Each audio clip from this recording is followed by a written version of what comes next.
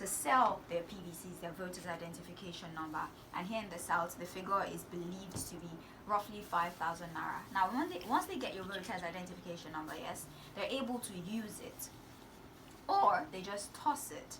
There's been many conspiracies around this. Is the Southerners trying to disenfranchise the North? Are the Northerners trying to disenfranchise the South? Is INEC playing behind one political party? Is INEC playing behind one political candidate? All of this are just conjectures that we don't really have concrete evidence making us believe that this is what is actually happening.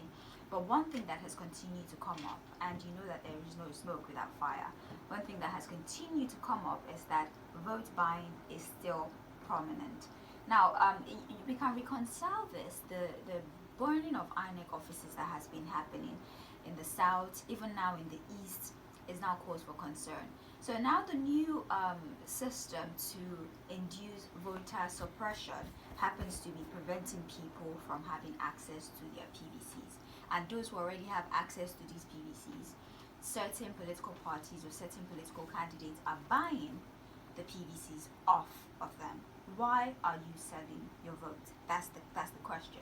Before, a lot of people will say that my vote does not count. They already know who they're going to put there. What's the essence of voting if we're not going to get the candidate that we desire?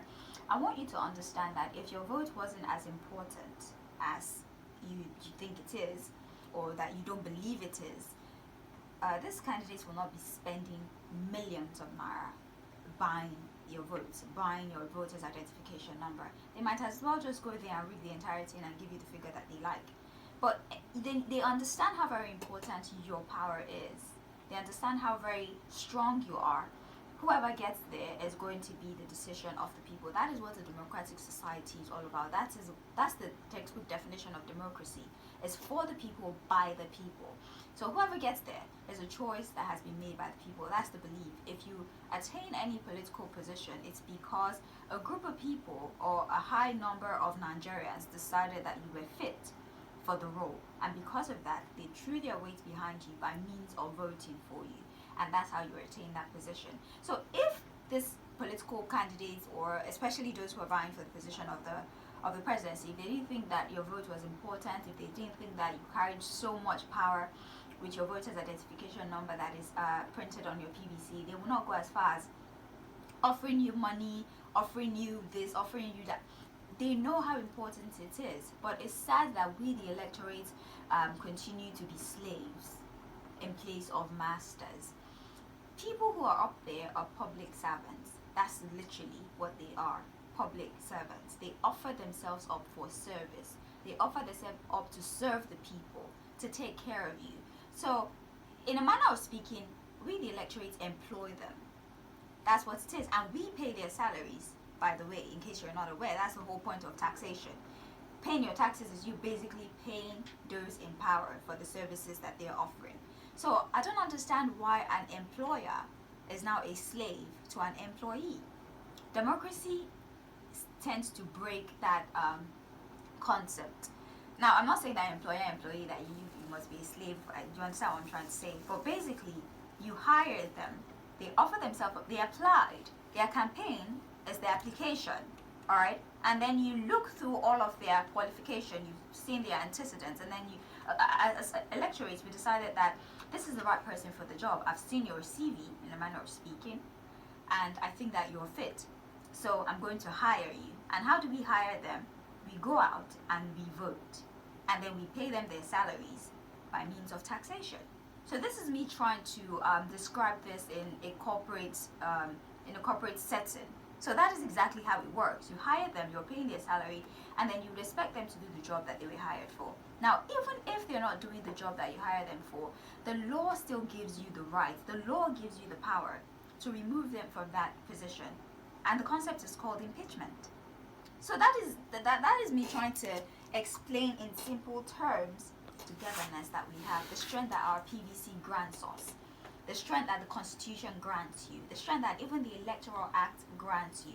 And that is why you will see people selling that power for as low as 2,000 naira. The ridiculous part of this is that 2,000 naira will probably only get you, like, I don't know, 4 derricks of rice. That should be the rough estimate. 2,000 naira will probably not be able to get you to and fro here to, I don't know, Surulere or something like that, for those who are familiar with Lagos State. 2,000 naira is money that you would use for subscription if you're using a smartphone. And then you're selling the authority that the law has given to you for a meager sum of 2,000 naira, 5,000 naira. So this just goes to prove that candidates who are offering to pay for your vote are not even confident in what they have to offer you. Because if they were, they would trust that my antecedent, my CV, let's call it that, my manifesto is enough for you. You can look through my manifesto and then you can make an informed decision of how much I can offer you, of how much work I'm willing to do, of how much rehabilitation I'm willing to offer the nation. But they're paying you. Shouldn't that be an indication that this candidate position, it just means I have nothing to offer in most cases? Do you understand how it works? So the fact that these individuals are offering you money to support them is already the first indicator that they have absolutely nothing for you. If they did, they will stand their ground and show you their antecedents. They will show you, or they will talk to you about the prospects that they have for the nation. But they're coming to you with money. Put me there. Why can't they just show you that they're qualified for the role? So it's a matter of deep reasoning and logic. It's a very logical situation. If somebody has to pay their way to the top, that's just the perfect indicator that they have nothing to offer you. And trust me, as much as we want to blame, or as much as it might seem like I'm putting the bulk of the blame at the feet of the electorate, definitely you can also hold those offering to pay for your votes responsible. Because if there's no demand, there will be no supply. And if there's no supply, well, there will be demand, but if there's no supply, there's no supply. But if these individuals are not offering to pay for your votes, I can understand that there would be no buying your vote. So everybody has their blames differently. But then again, even when you're offered, let me buy your vote, your answer should be no. Don't vote against your conscience because of meager sums of 2,000 naira, 500 naira. And I keep emphasizing 2,000 naira because the Northern Elders Forum recently said that Northerners especially are now selling their PVCs, the voters identification number, because nobody can actually use your PVC except you. Your picture is there on the PVC. What they really need to harvest is your voters identification number. So they're selling this for as low as 2,000 naira, and this is he has likened it to something that we would describe as voter suppression in the north. Now let me explain to you why this might be something worthy of conversation. Northerners have always been believed to be the one that determines whoever emerges the leader of the country. Why? I've always said it. They have the numbers, or they are believed to have the numbers. Advantage of majoritarianism and what have you. So even in the selection of vice, like you see these political candidates, those who are vying for presidency, when they want to select their vice, you see them selecting somebody from the north, so that person is able to help them gather votes from the north. But now that the Northerners, that a lot of these candidates are allegedly depending on to help them attain their seats, are now selling their votes, what is going to be the outcome of the 2023 general election? Free, fair, credible. Don't you think everything is going down to dust if we are now selling our votes? We're already selling it even before the day of the election. We're harvesting our voters' identification number. So you will be at home on that day, and somebody somewhere who has your voter's identification number would be voting on your behalf, will be choosing anybody they like with your voter's identification number. And then the next day, or 2 years down the line, you're lamenting, we're complaining about poverty. Did you involve yourself in the leadership selection process? The answer is no. You sold your right to involve yourself for 2,000 naira, for 5,000 naira, and then you're complaining. If you don't participate in the electoral process, if you sold your vote, you have absolutely no right to complain about inefficiency or incompetence at the end of the day. You don't have any right to lament. Even if bag of rice becomes 100,000 naira, go and buy it. If you cannot buy it, drink garri, because you sold the power that you had to choose the right person. And we need to work together as a people if we're really serious about fixing the country. how can we do this? Let's come together and vote the right person. But we're here distributing our power, giving it for 5,000. I would even prefer you give it for free, because it's somewhat embarrassing, right, that we're collecting such meager sums.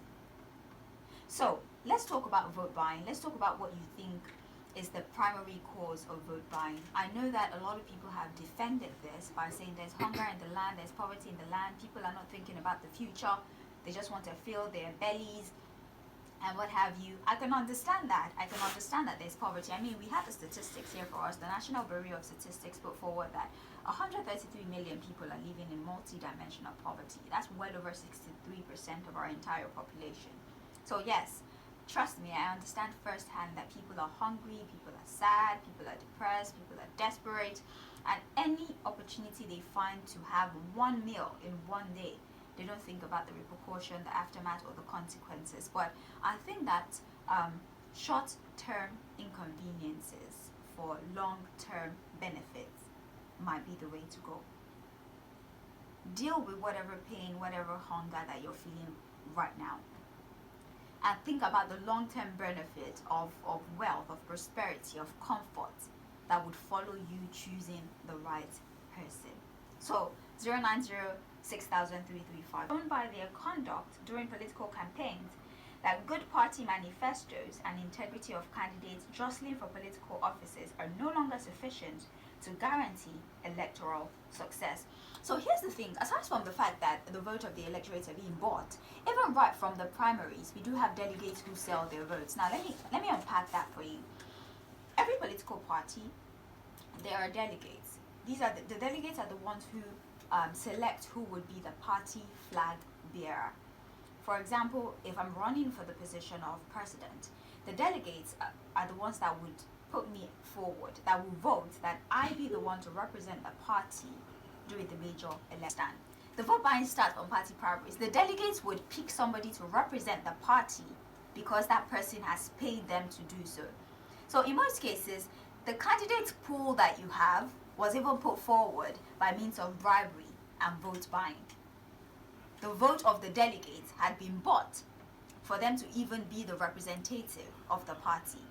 And then after they have bought their way there, they will now start to buy the votes of the electorate. So do you see that this is a very messy web that all of us unfortunately might find ourselves entangled in if we don't do the right thing at the end of the day? I'm trying to answer the phone. I apologize. I really don't know what's going on with the connection. But please, if you can call back, do so. 090-6000-3. What's your name? Speak up, please. My name is Emmanuel. I'm calling from Chico. All right, Emmanuel. Go ahead.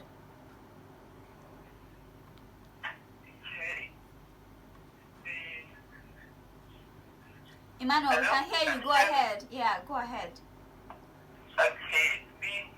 It is so appalling that people sell their vote. Okay, I understand what you said. Yes, we understand that the country is, is difficult. The economy is bad and all, but this is just short-term convenience for them. Okay. I think that what you need to do is get your PVC. There are a lot of people who don't even have PVCs, by the way.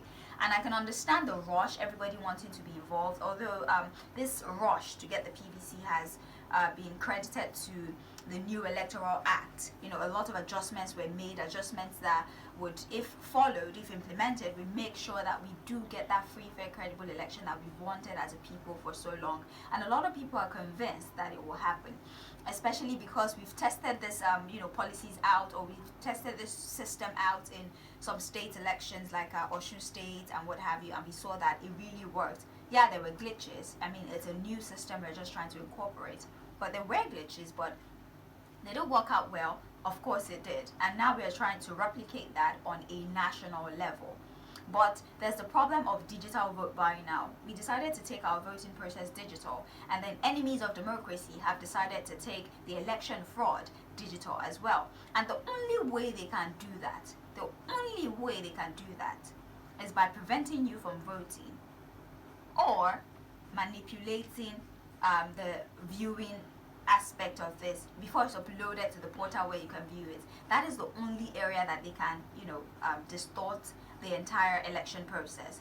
So if they don't have access to your PVC, and we have trustworthy people uploading the results into Annex server that makes it visible for everybody, I can assure you that we will get who we want to get. We will put who we want to put up there. So vote buying as a concept is something that we should not even be discussing at this time. With everything, with all the development that we've made as a people, with all the sensitization that has been done, with everything we've seen so far, I think that is quite sad that we're still hashing out issues of vote buying, and we're still having conversation about people selling their votes for as low as 2,000 naira, 5,000 naira, some for a bottle of drink. You see people being rented for campaigns. Political candidates are renting people for rallies and campaigns. It's the same crowd that you see with one party, it's the same crowd that you see with another party. They're renting people for campaigns. The fact that, well, allegedly, let's put that in there, the fact that these people allegedly have to rent a group of people for campaigns, doesn't that tell you that they don't necessarily have the kind of support that they want? If truly they believed in themselves, if truly they were confident that they were the right man or woman for the job, they wouldn't need to pay anybody to rally or campaign for them. People would, of their own volition, go out to support them. So I need us to stop, selling ourselves short and think about the ripple effect of vote buying. Think about the ripple effect on the overall health of our country at the end of the day. Again, whoever you put there, whoever I put there, will be the one that will represent us, not just here in Nigeria, but outside the country. They're the one that will make policies about your life. The CBN governor recently, there's a committee, there's a monetary policy committee that's recently put forward the withdrawal limit policy, and Nigerians are upset.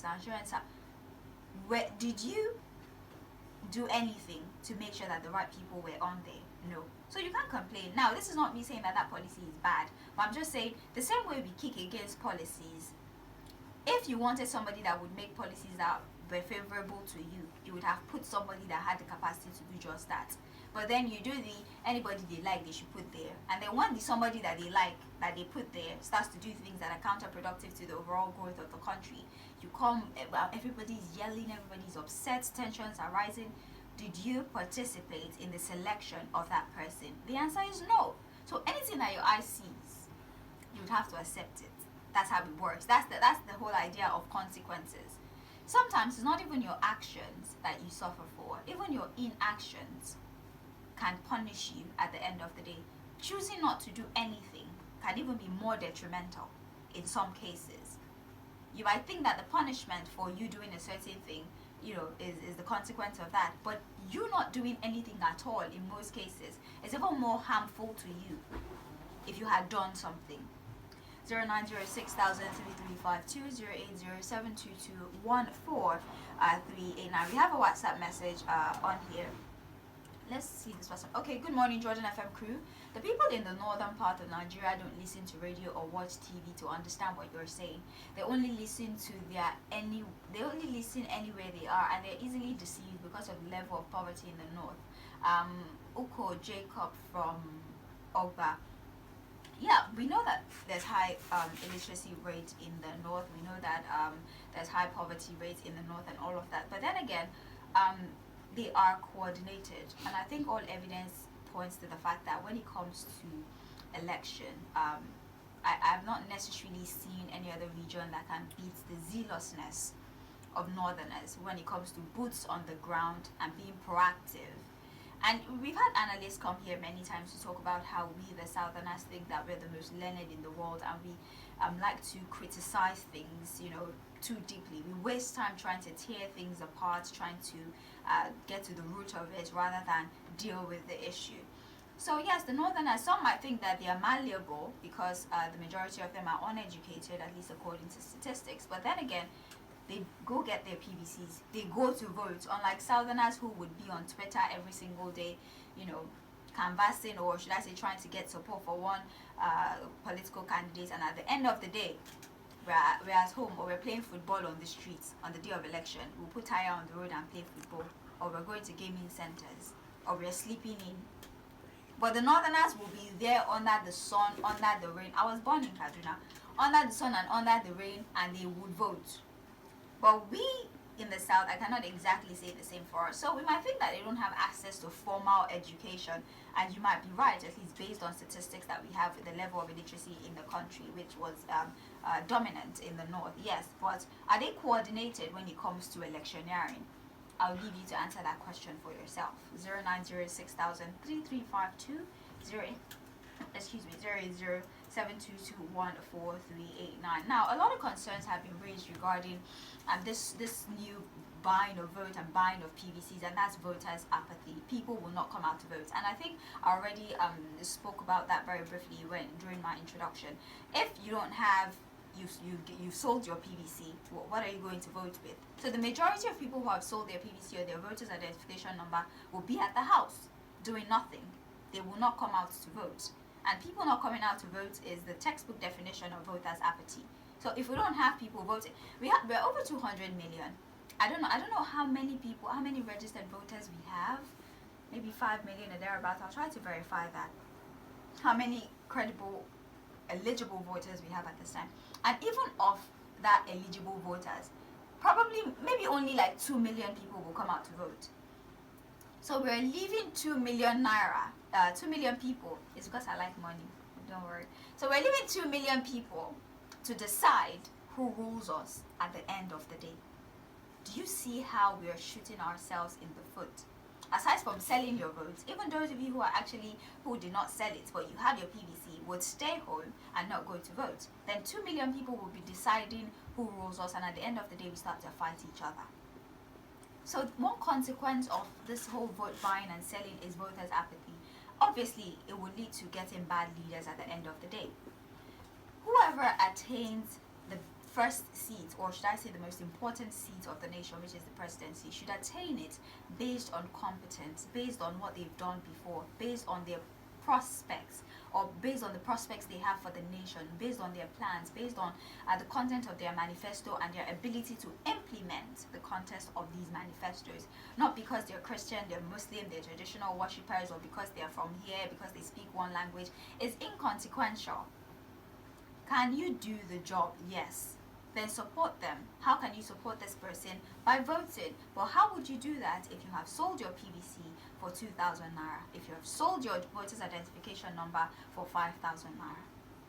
We're going to go on a brief break. When we come back, of course, we'll continue to take contributions. You can call 0906,000 to Jordan 105.5 FM, the capital station for entrepreneurship and value. My name is Babalola Sage. The topic is vote buying. We're trying to analyze what consequences would follow the decision of the electorates to sell their votes for meager sums. We know that over the years, ballot boxing and election fraud by means of manipulating during the collation process was what led to not very fair outcome at the end of the day. But now with the advent of technology and the incorporation of technology to the process, we might be heading for success. But unfortunately, it seems that the enemies of democracy have developed a new way to even destroy this new tactic by INEC and the federal government to ensure that we have a free, fair, credible election. It's called digital vote buying. So today we want to talk about why people should not sell their votes. We're trying to remind you of the power that you carry as an electorate, as a permanent voters card carrying electorate of the country. Let's answer this phone call. Hello, good morning to you. Hello. All right, please try to make it back. I think I have a WhatsApp message on here. Good morning, adorable Sage. The day I will know the authorities are serious in handling vote buying issues is when they punish any politician that is involved in it. Recently, a lot of voters' cards have been seen in politicians' houses. Till today, the politician's name was not published and he or she was not punished. For me personally, I cannot sell my vote for any amount. If anyone decides to sell their vote for any amount, before the person does this, let he or she divide that amount by 4 and see if it is worth it. A politician who really wants to work will not buy votes, and a true citizen that wants a good country will not sell his or her vote. St. Thomas sent this particular message. Thank you so very much. There's a message on here. I don't know who this is. Okay. I don't know who you are, Friday, but if you're uncomfortable with some of the conversations that are being had on here, you can write an official email. We would address it if you're concerned, but sending messages, sending hostile messages is not going to help you. It's probably unhealthy for you, and it would it's just not right. It would make you very uncomfortable as a person. So I think that we should focus on important matters like how we can get our PVC, how we can vote the right people, rather than fighting each other. And that is why enemies of democracy always win, because there is no synergy, there's no togetherness amongst the people, and this message you have sent is evidence of that. So let's try to do better as a people. Thank you very much for understanding Friday. Hello, good morning to you. Hello, ma. Morning to you. Hello. Hello, good morning. No. Hello. Jordan 105.5 FM, the station with the voice. The number to call if you want to participate in this conversation, 0906-3352, 080722143889. Let's take this phone call. Hello, good morning to you. Morning, Sage. Good morning to you.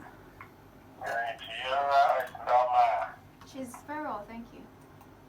Okay, you're doing well.